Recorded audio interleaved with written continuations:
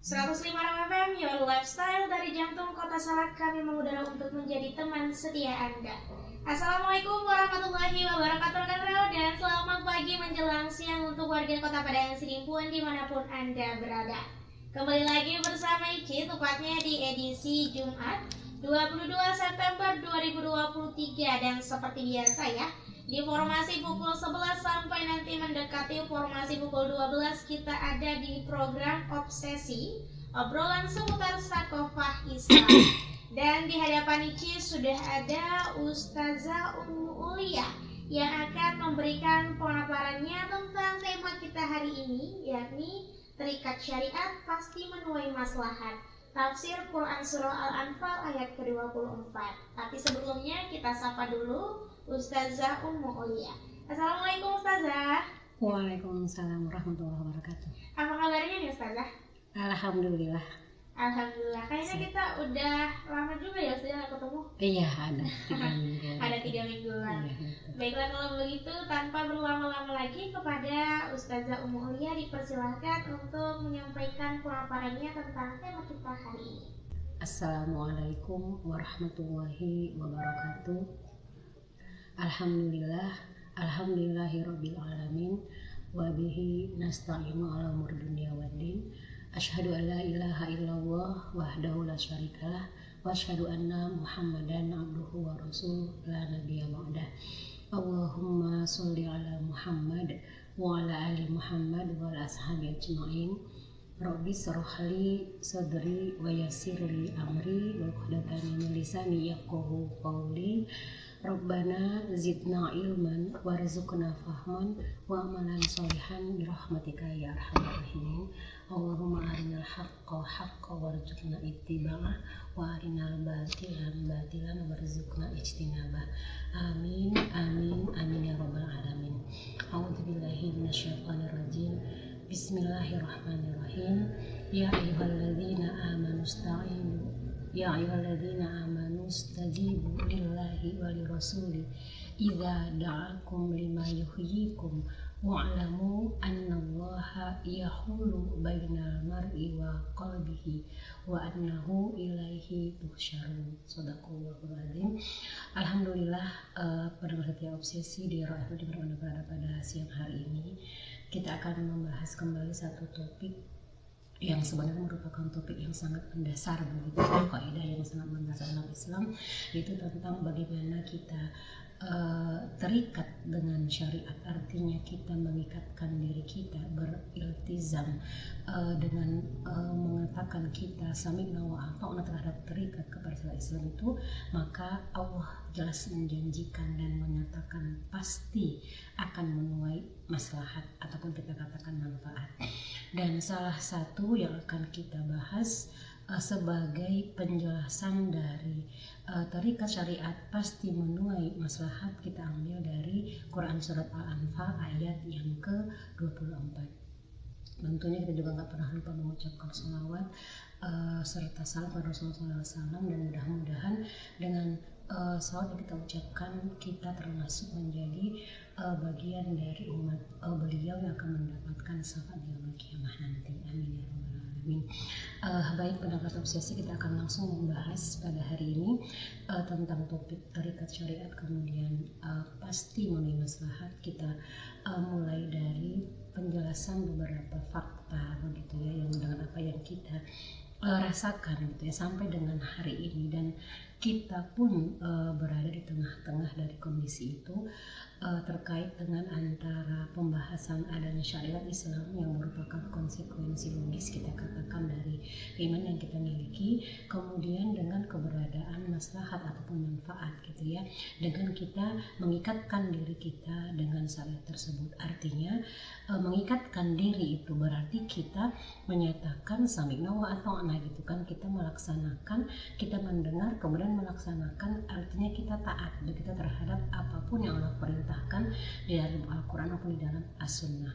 Kalau kita membahas secara umum gitu ya, kalau kita tentang surat Al-Anfal gitu ya, kalau kita membaca dari beberapa sumber dijelaskan bahwa surat Al-Anfal ini dikatakan juga oleh para ulama, itu beberapa ulama menyatakan sebagai surat Badar gitu. Kenapa dikatakan sebagai surat Badar? Karena apa yang terkandung di dalam surat Al-Anfal ini, terutama pada bagian akhir, itu menggambarkan tentang bagaimana kemenangan dari kaum muslimin pada waktu perang Badar. Dan kita tahu bahwa perang Badar merupakan perang di mana kalau secara akal manusia begitu ya, tidak akan mungkin kaum muslimin mendapatkan kemenangan karena dari sisi jumlah pasukan yang sangat jauh sekali perbedaannya, sangat sedikit jumlah pasukan dari kaum muslimin dengan kaum kafir Mekah pada waktu itu. Demikian juga kita katakan nanti dari sisi kekuatannya.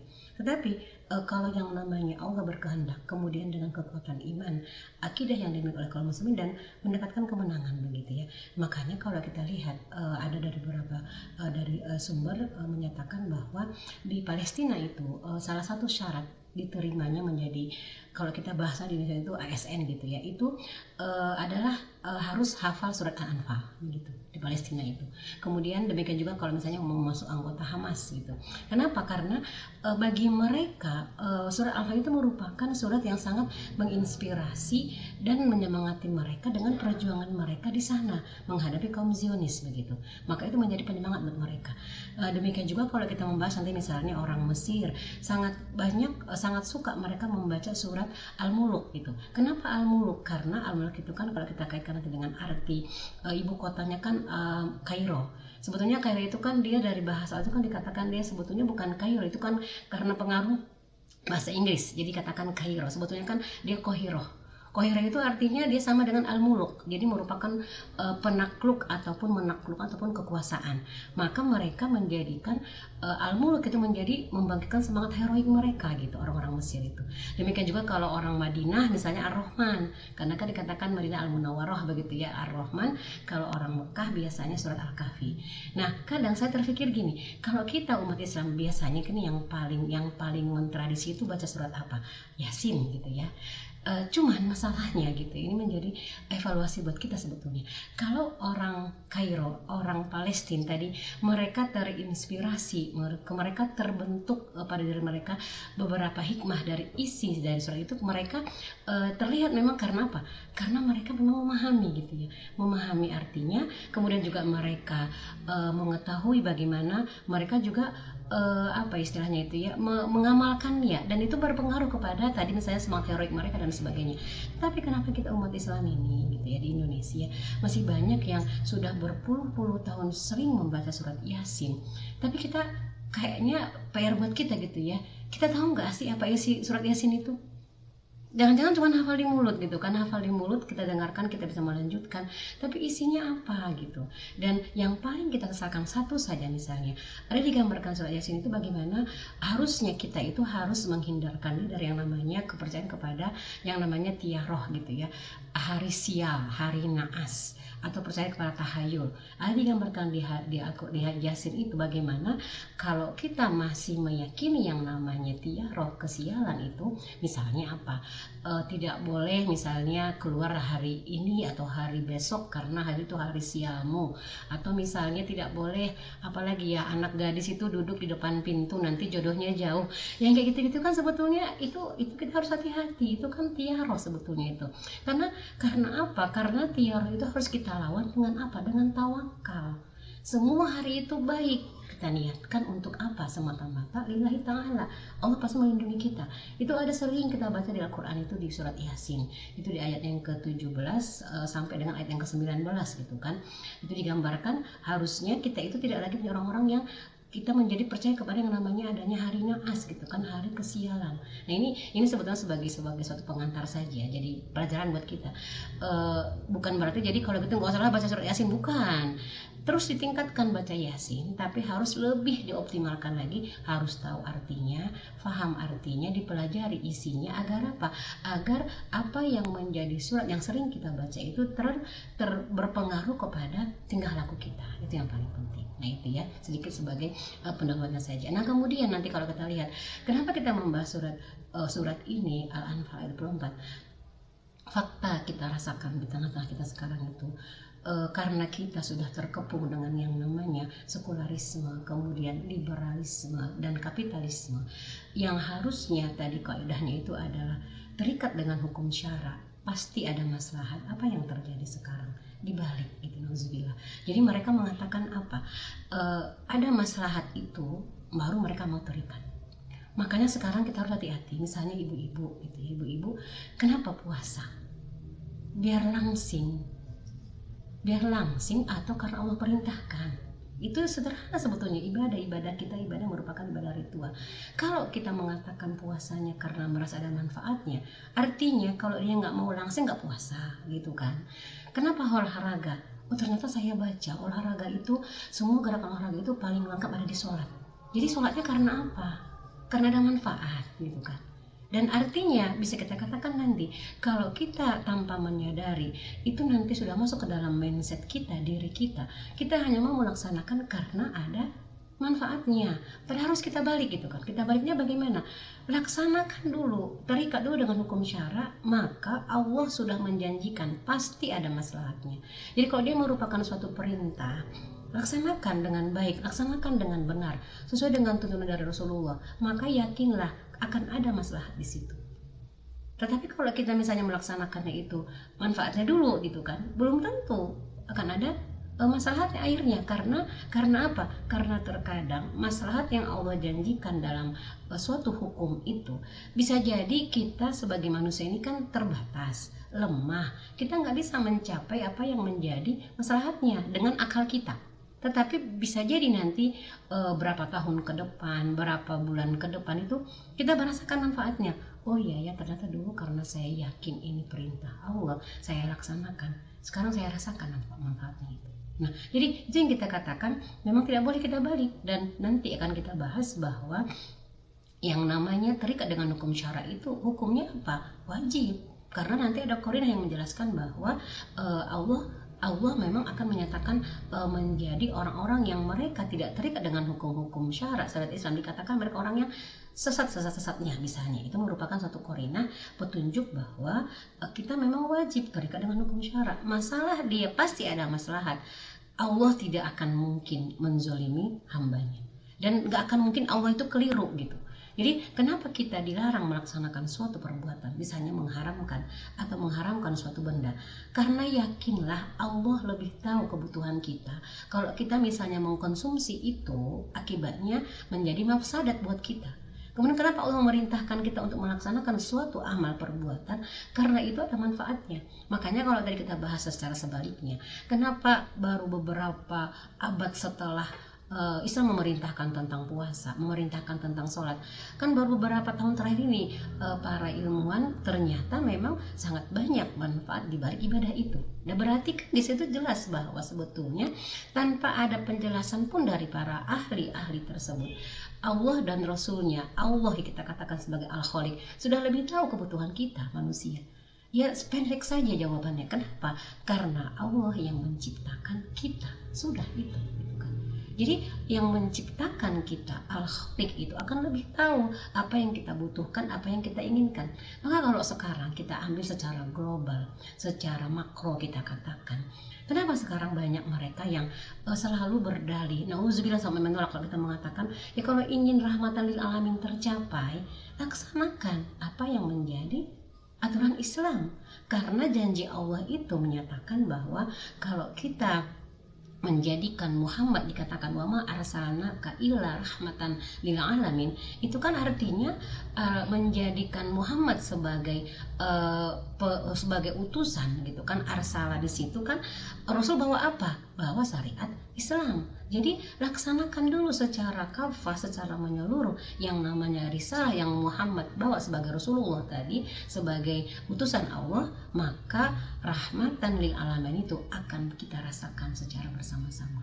Nah, nanti akan kita bahas bagaimana yang dikatakan dengan, kita mulai nanti dari tafsirnya, dan nanti akan kita bahas pada bagian akhir bagaimana yang dikatakan gambaran ataupun penjelasan bahwa syariat itu nanti akan ada maslahat yang pasti Allah janjikan setelah melaksanakan secara benar, secara kafah, yang merupakan bagian dari konsekuensi keimanan kita secara logisnya. Kita bahas pada bagian yang terakhir. Demikian dulu mungkin pengantarnya, Mbak Ici.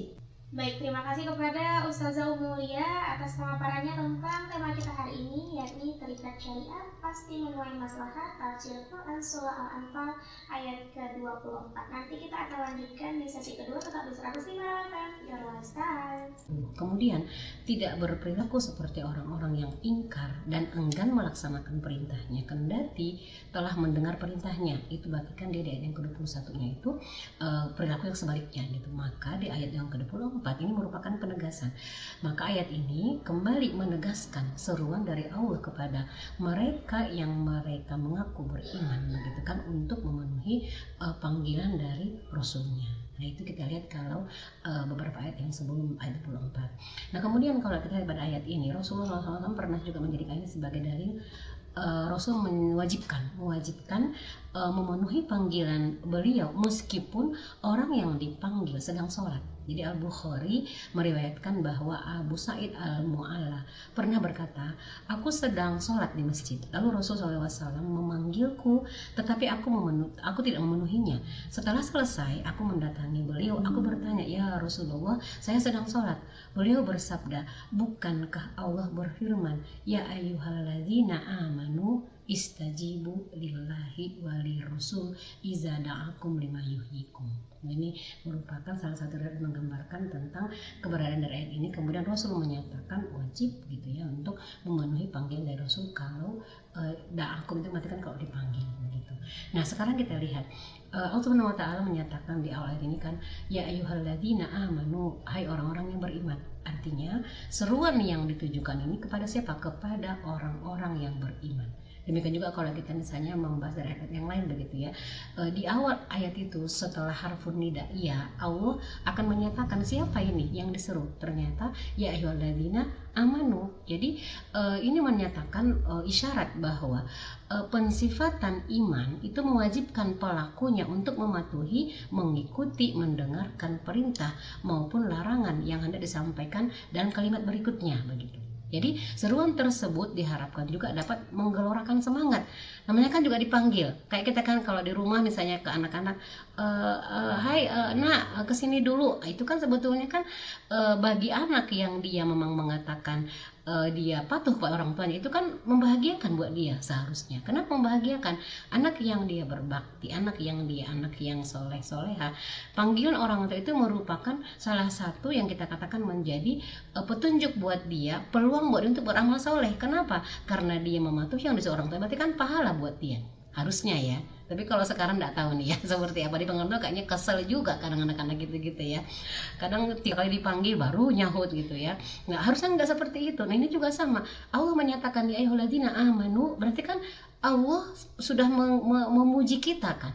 Artinya Allah mengatakan hai orang-orang yang beriman. Nah kalau kita beriman itu kan biasanya kalau kita nggak di umroh, dihajikan labbaik. Harusnya kita mengatakan labbaik ya Allah gitu kan. Aku datang memenuhi panggilan Allah gitu kan. Jadi itu menyemangati harusnya. Karena apa? Karena ini menjadi peluang kita untuk melaksanakan yang Allah perintahkan. Berarti di depan mata kita apa bayangan kita? Pahala gitu kan. Nah itu harusnya. Nah kemudian apa yang Allah perintahkan setelah menyatakan ya ayyuhalladzina amanu, Allah menyatakan berfirman, istajibu lillah walir rasul iza da'akum, jika menyeru kalian gitu kan, penuhilah istajibu, penuhilah seruan Allah dan Rasulnya apabila Rasul menyeru kalian, iza da'akum. Jadi kita lihat di sini hampir semua mufassir menyatakan bahwa kata istajibu berarti ajibu gitu ya, penuhilah. Makna memenuhi seruan Allah dan Rasulnya di sini adalah apa? Mematuhi, mentaati perkara-perkara yang diseru oleh keduanya. Jelas sebenarnya kita memahami dari tafsirnya itu. Jadi arti dari istajibu itu sama dengan dikatakan dia adalah ajibu begitu, merupakan kalimat perintah begitu kan, penuhilah gitu. Nah berikutnya Allah menyatakan, menegaskan di sini seruan ini sifatnya adalah wajib ditaati. Wajib ditaati Sebetulnya untuk apa? Untuk kemaslahatan, untuk kebaikan, untuk kepentingan mereka sendiri. Kenapa?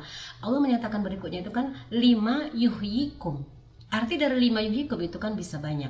Untuk sesuatu ada yang mengatakan memberikan kehidupan kepada kalian. Dikatakan juga dari tafsir lain mengatakan yang akan memberikan sesuatu, memberikan kebaikan buat kalian. Memberikan kebaikan, memberikan kehidupan itu kenapa? Karena sesuatu yang memberikan kehidupan itu berarti kan dia berarti sesuatu yang bermanfaat gitu, sesuatu yang bermanfaat, sesuatu yang dia akan memberikan kehidupan, memberikan suatu kebaikan gitu kan buat manusia. Maka memang kalau kita lihat nanti di sini cakupan 5 yuhyikum ini tafsirnya itu dia memang sangat banyak begitu. Saya ambil beberapa saja. Menurut As-Sudi misalnya, perkara yang menghidupkan itu adalah apa? 5 yuhyikum berarti iman dan Islam.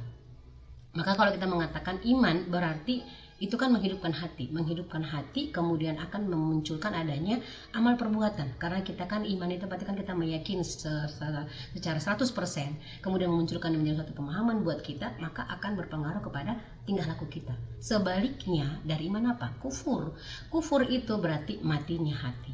Jadi dikatakan oleh As-Sudi. Kemudian Qatadah berpendapat yang dimaksud dengan 5 yuhyikum itu apa? Adalah Al-Quran dan semua yang ada di dalamnya. Ya ini jelas kita insya Allah memahami lah, karena dengan Al-Quran itu dengan kita membacanya, memahaminya, karena kita mengkajinya, memahami tafsirnya, itu menjadi apa? Menjadi sumber kehidupan, sumber kesuksesan dan keterjagaan dari kesalahan. Maka dikatakan Qatadah di situ 5 yuhyikum itu apa? Al-Quran disebut sebagai kehidupan, karena bahkan kita mengatakan Al-Quran merupakan sumber ilmu, pangkal ilmu dan seterusnya gitu. Kemudian dikatakan juga dalam fasir yang lain itu artinya adalah jihad dan perang. Jihad dan perang. Kenapa? Karena perang di sini jangan kita membayangkan kolonialisme ya, tapi perang dalam Islam itu dia merupakan futuhat, membebaskan gitu kan, membebaskan dari kezaliman menuju ke alam Islam yang nanti membuat mereka menjadi bahagia selama-lamanya gitu kan. Jadi perang di situ memuliakan kaum mukmin, memuliakan orang yang mereka difutuhat oleh kaum muslimin. Karena apa? Sebelum diperangi, sebelum difutuhat, mereka itu kan bergelimang dalam kehinaan, dizolimi oleh penguasanya dan sebagainya. Kondisi mereka lemah dalam cengkraman musuh-musuhnya.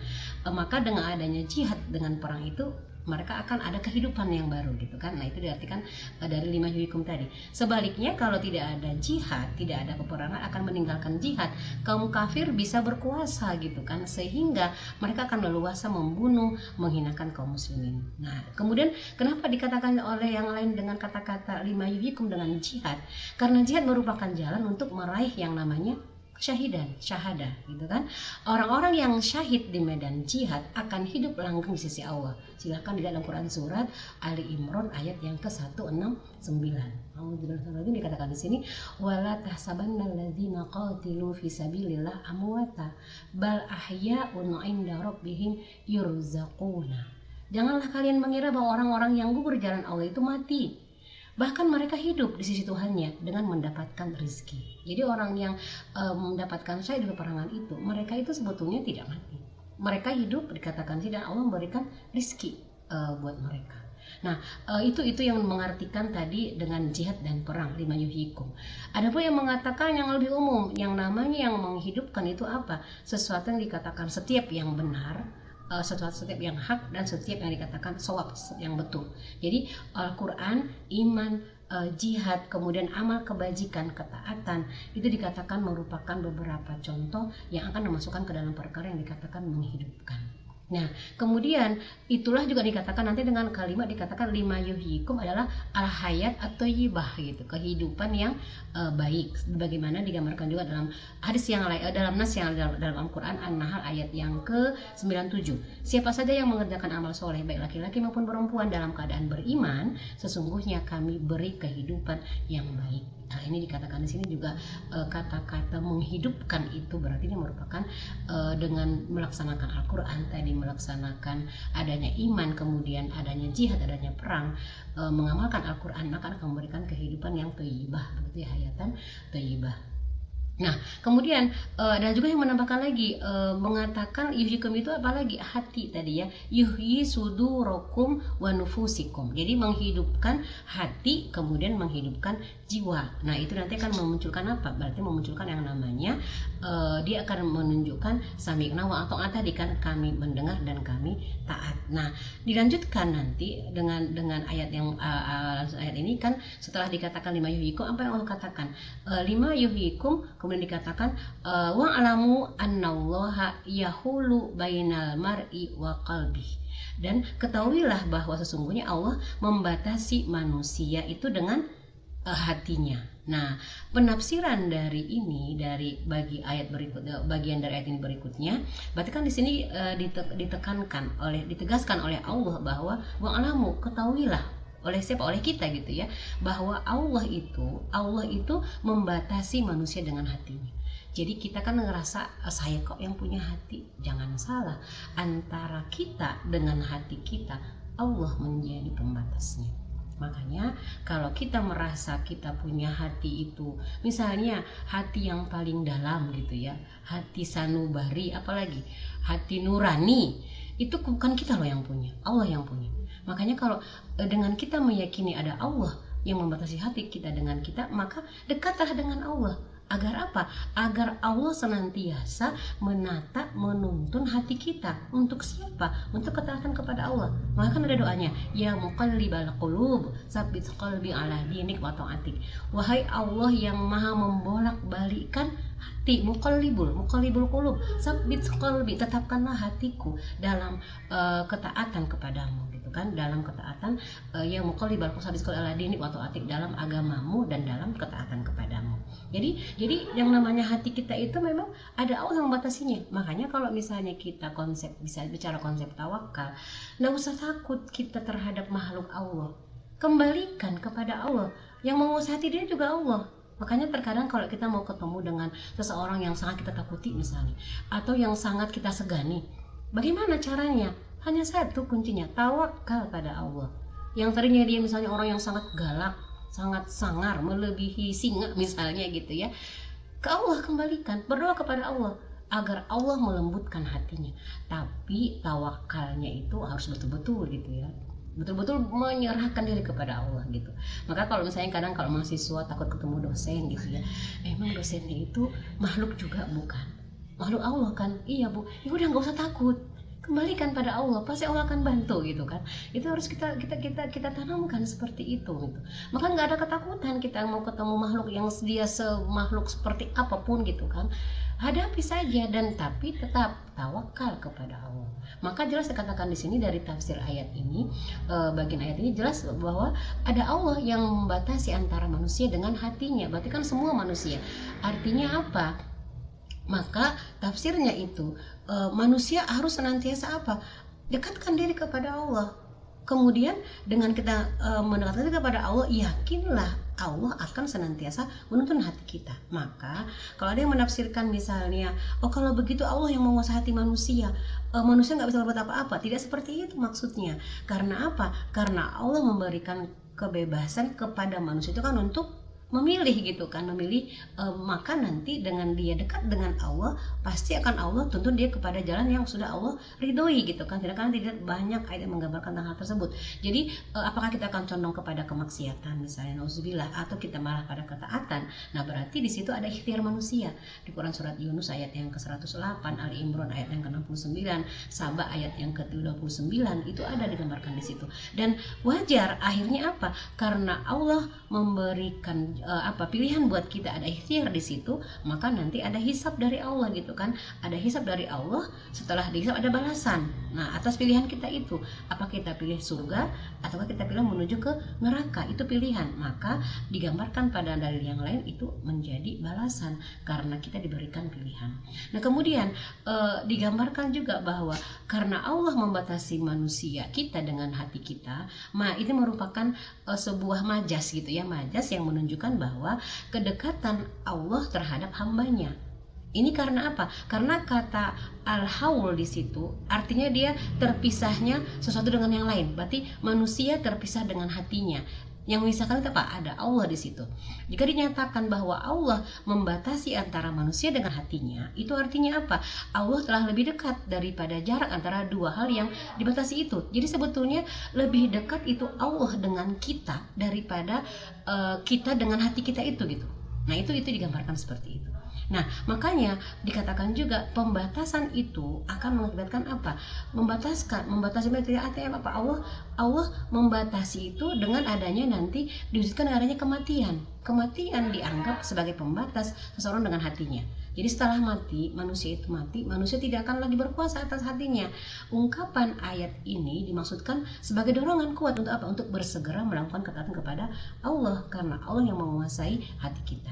Nah, kemudian pada bagian akhir digambarkan ayat ini ditutup dengan kalimat wa annahu ilaihi tuhsyarun. Jadi dan sesungguhnya kepada Allah lah kalian akan dikembalikan. Jadi artinya perjalanan hidup manusia akan berakhir kepada Allah Subhanahu wa taala. Kita akan dibangkitkan, kita akan dikumpulkan, akan diberi balasan atas semua perbuatan yang mereka kerjakan, yang kita lakukan. Maka apa yang menjadi hikmah yang kita ambil, yang harusnya terbentuk pada diri kita dengan ayat ini, maka kita harus bersegera untuk apa? Untuk taat kepada Allah dan Rasulnya. Namanya juga tadi kan memenuhi seruan. Nah, maka nanti akan terlihat dengan cara kita melandasi dengan keimanan tadi. Kemudian itu merupakan sumber kehidupan buat kita.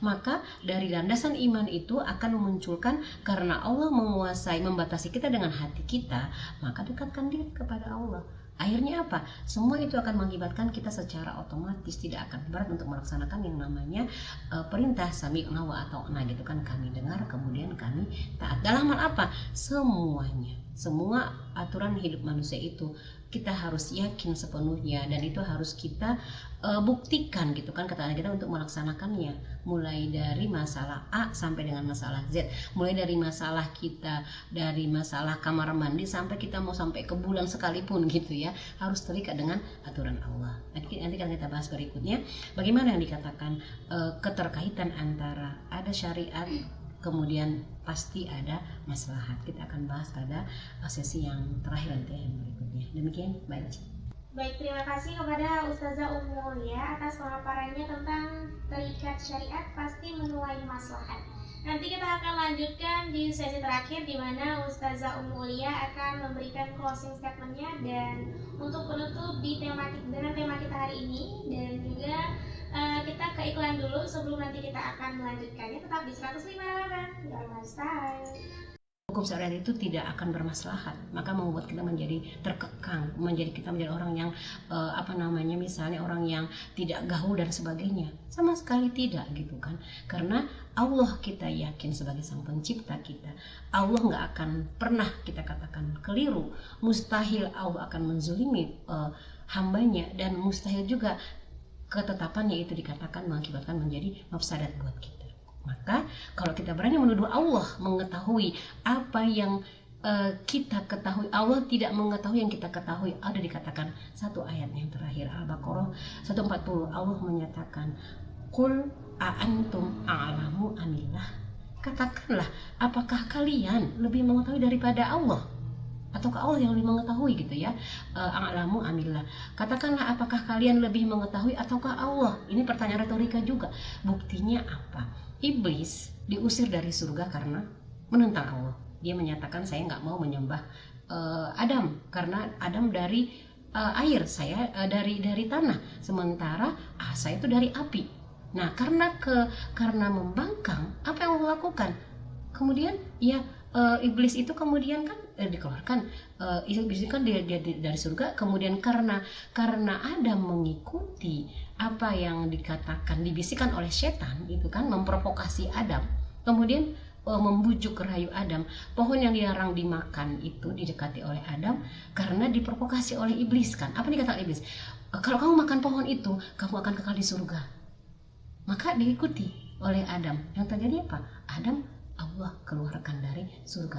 Nah, sekarang dengan ucapan-ucapan iblis hari ini gitu ya, yang ingin memperdayai Adam, kemudian mengatakan bahwa ada maslahat dengan melanggar aturan Allah, itulah yang kita alami hari ini. Maka masih maukah kita terpercaya gitu kan, terpesona dengan argumen-argumen dari iblis hari ini gitu ya, yang mereka menyuruh kita meninggalkan aturan Allah, kemudian mengatakan itu menjadi hal yang gak maslahat buat kita, dengan membisikkan was-was gitu ya, membisikkan kepada kita kalau kamu meninggalkan aturan Allah meninggalkan Islam itu kamu akan bahagia. Bahagia yang mana gitu ya.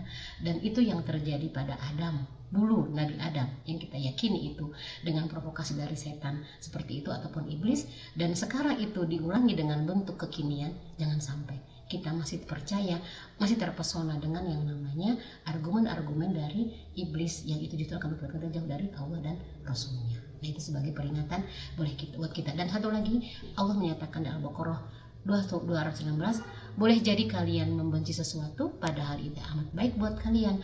Boleh jadi kalian menyukai sesuatu padahal itu amat buruk bagi kalian. Allah tahu sedangkan kalian tidak tahu.